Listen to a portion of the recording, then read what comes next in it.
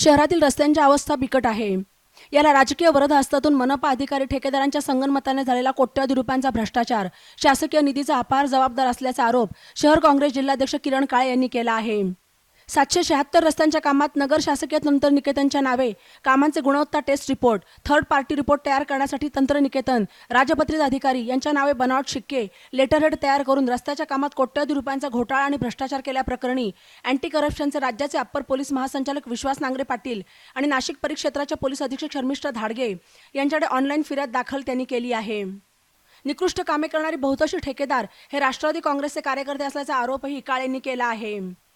काळेंनी फिर्यादीत आयुक्त डॉक्टर पंकज जावळे यांच्यासह सन 2016 ते 2023 मधील 8 आयुक्त, शहर अभियंता मनोज पारखे, अभियंता श्रीकांत निंबाळकर, सेवानिवृत्त शहर अभियंता सुरेश इथापे यांच्यासह 6 शहर अभियंते, बांधकाम विभागाचा चार्ज असणारे 7 वर्षातील सर्व उपायुक्त, बांधकाम आणि लेखा विभागातील कर्मचारी, ठेकेदार, त्यांच्या संस्थांचे प्रोपरायटर, भागीदार, ऑडिटर, शासकीय तंत्रनिकेतन अहमदनगर तसेच ज्या शासकीय निमशासकीय संस्था यांनी बनावट गुणवत्ता चाचणी अहवाल दिले त्या प्रक्रियेशी निगडित सर्व संबंधित अधिकारी, कर्मचारी यांच्याविरुद्ध सामूहिक संगनमत करत कट कारस्थान रचून रस्त्याच्या कामात शासन आणि जनतेची फसवणूक करत भ्रष्टाचार केल्याची फिर्याद दिली आहे.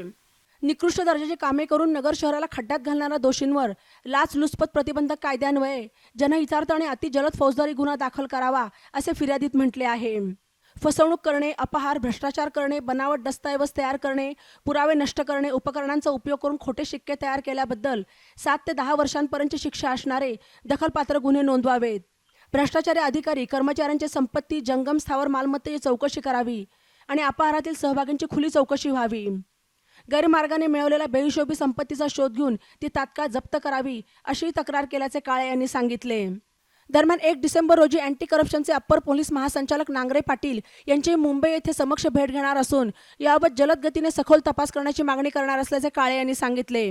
नाशिक परिक्षेत्र पोलीस अधीक्षक धाडगे यांच्याशी दूरध्वनीवरून बोलणे झाले असून लवकरच नाशिक कार्यालयात समक्ष हजर राहून शेकडो कागदपत्रांचे पुरावे तपासकामी दाखल करणार असल्याचेही काळे यांनी यावेळी सांगितले. यावेळी दशरथ शिंदे, शहर जिल्हा उपाध्यक्ष निजाम जहागीरदार, अल्तमश जरीवाला, शहर जिल्हा सचिव शंकर आव्हाड, माथाडी जिल्हाध्यक्ष विलास उबाळे, अपंग हक्क शहर जिल्हाध्यक्ष सोफियान रंगरेज, शहर जिल्हा खजिनदार मोहनराव वाखुरे आदी उपस्थित होते. नगर शहरातील रस्त्यांची परिस्थिती ही अत्यंत वाईट आहे. कुठे जरी गेलं तरी रस्त्यांची चाळण झालेली आहे. सामान्य नगरकर यामुळे हवालदिल आहे. या सगळ्याचं कारण काय नेमकं ते आता कागदोपत्री पुराव्यानिशी समोर आले. काँग्रेसच्या माध्यमातून आम्ही मागच्या जवळपास 1.5 वर्षापासून यासाठी सातत्यानं पाठपुरावा करतोय, त्या ठिकाणी आंदोलनं करतोय, मोर्चे काढतोय, निवेदनं सातत्यानं देतोय. आम्ही तर मुंबईच्या आझाद मैदानावर सुद्धा त्या ठिकाणी खड्ड्यांचं प्रदर्शन भरवून राज्य सरकारचं लक्ष वेधण्याचं काम त्या ठिकाणी केलं होतं. या सगळ्याच्या पाठपुराव्यानंतर अहमदनगर महानगरपालिका आयुक्त आणि प्रशासनाने जरी त्या ठिकाणी दाद दिलेली नसली तरी देखील शासकीय तंत्रनिकेतन अहमदनगर यांनी काँग्रेसच्या रेट्यानंतर त्या ठिकाणी 5 सदस्यीय समिती गठीत केली. यामध्ये 2 डॉक्टरेट लोकांचा समावेश केला होता आणि या 5 सदस्यीय समितीचा चौकशीचा अहवाल त्या ठिकाणी आता समोर आलेला आहे. आणि या अहवालातून स्पष्टपणे त्या ठिकाणी पटलावरती आलं आहे की जवळपास 776 कामं नगर शहरातली जी आहेत त्या 776 रस्त्यांच्या कामांची बिलं ही बनावट टेस्ट रिपोर्ट आणि बनावट थर्ड पार्टी टेस्ट रिपोर्ट त्या ठिकाणी करून, खोटी MB रेकॉर्ड करून त्या ठिकाणी निकृष्ट कामं जी आहेत त्यांची लाखोंची, कोट्यवधी रुपयांची बिलं जी आहेत ती त्या ठिकाणी लाटली गेली आहेत.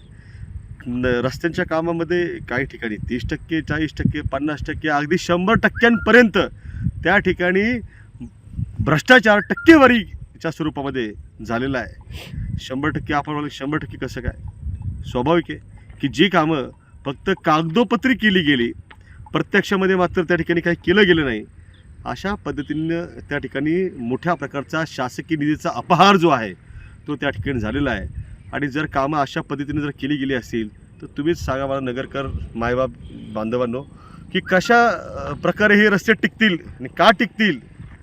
या सगळ्या परिस्थितीमध्ये या अहवालाच्या अनुषंगानं त्या ठिकाणी मी राज्याच्या अँटी करप्शन ब्युरोचे म्हणजे लाचलुचपत प्रतिबंधक विभागाचे अतिरिक्त पोलीस महासंचालक श्री विश्वास नांगरे पाटील साहेब आणि आपल्या नाशिक परिक्षेत्राच्या SP ज्या आहेत शर्मिष्ठा वालावलकर घागरे मॅडम यांच्याकडे ऑनलाईन फिर्याद त्या ठिकाणी दाखल केलेली आहे.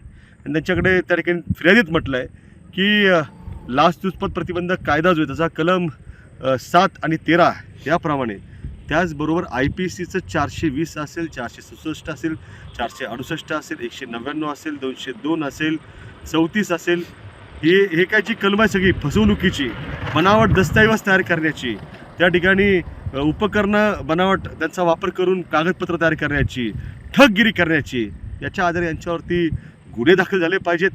आणि ह्या सगळ्या मागच्या जवळपास 2016 ते 2020 पर्यंतचा जो अहवाल समोर आला आहे यामध्ये स्पष्टपणानं त्या ठिकाणी 16 ते 23 पर्यंत जवळपास 8 महानगरपालिकेचे आयुक्त झाले आत्ताच्या विद्यमान आयुक्तांसह, आणि जवळपास 6 शहर अभियंते महानगरपालिकेचे झाले, अनेक अभियंते झाले.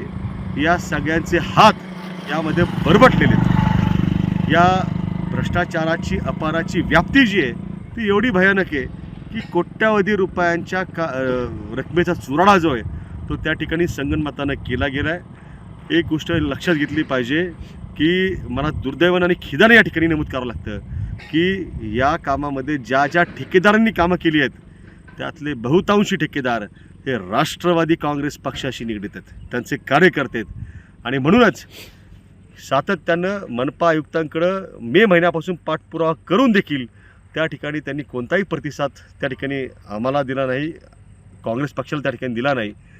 आणि एकच त्यांचा हेतू होता की राष्ट्रवादीचा मनपाच्या सत्तेचा कंट्रोल ज्यांच्या हातामध्ये या शरत्या बड्या नेत्याच्या, त्यांच्या दबावाखाली या सगळ्यांना वाचवायचं आणि त्यातनं प्रोटेक्ट करायचं. परंतु या सगळ्या प्रकारामध्ये शासकीय तंत्रनिकेतनांना त्या ठिकाणी पोलिसांशी संपर्क साधला होता, तसं लेखी त्यांच्या पत्रव्यवहारामध्ये नमूद झालेलं आहे. ते सगळं मी पत्रकार परिषदेमध्ये या ठिकाणी मांडलेलं आहे. आणि पोलिसांनी त्यांना सूचना केली की जी काही बनावट ओरिजिनल कागदपत्र, मूळ कागदपत्र जी महानगरपालिकेच्या ताब्यात आहेत ती तुम्ही सादर करता आधारे गुन्हा दाखल करता येईल. त्या अनुषंगानं शासकीय तंत्रनिकेतनानं महानगरपालिकेला पत्र दिलं, त्यांच्याकडे मूळ कागदपत्रांची मागणी केली की आमच्या संस्थेच्या नावाने ते बनावट तयार केलं गेलं आहे, शासकीय संस्था आहे, राजपत्रित अधिकाऱ्यांचा बनावट शिक्का त्या ठिकाणी तयार केला गेला आहे. मात्र महानगरपालिका आयुक्तांनी त्याला कोणतीही दाद दिली नाही, कोणत्याही प्रकारची कागदपत्र दिली नाहीत.